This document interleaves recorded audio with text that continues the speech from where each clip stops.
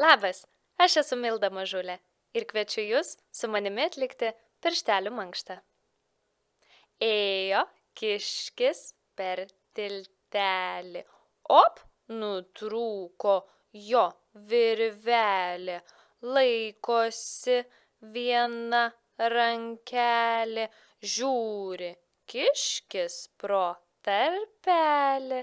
Ten paukštelis suka lizdą. Aukštą, stiprų namą visą.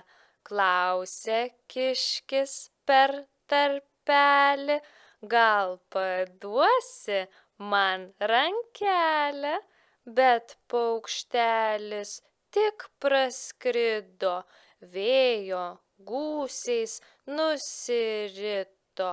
Kiškis matė, koks trapus, o jis didelis, stiprus. Akys plačios, ausys stačios, niekas jam juk nebaisus. Sukaupė visas jėgas ir pagavo virveles. Pasistatė naują tiltą ir turėjo kelią tvirtą. Šaunu, o dabar pabandykime greičiau.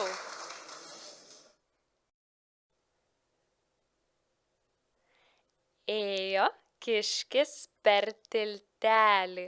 Op, nutrūko jo virvelė. Laikosi viena rankelė. Žiūri kiškis pro tarpelį. Ten paukštelis suka lizdą. Aukštą, stiprų namą visą. Klausia kiškis per tarpelį, gal paduosi man rankelę, bet paukštelis tik praskrido, vėjo gūsiais nusirito. Kiškis matė, koks trapus, o jis didelis, stiprus. Akys plačios, ausys stačios, niekas jam juk nebaisus. Sukaupė visas jėgas ir pagavo virveles. Pasistatė naują tiltą ir turėjo kelią tvirtą. Na ir pabandykime labai greitai.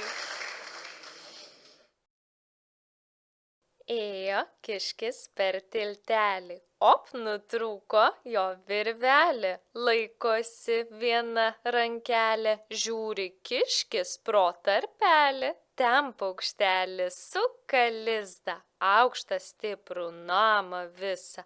Klausia kiškis per tarpelį.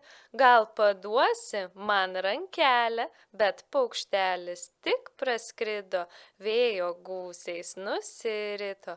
Kiškis matė, koks trapus, o jis didelis, stiprus. Akys plačios, ausys stačios, niekas jam juk nebaisus. Sukaupė visas jėgas ir pagavo virveles. Pasistatė naują tiltą ir turėjo kelią tvirtą.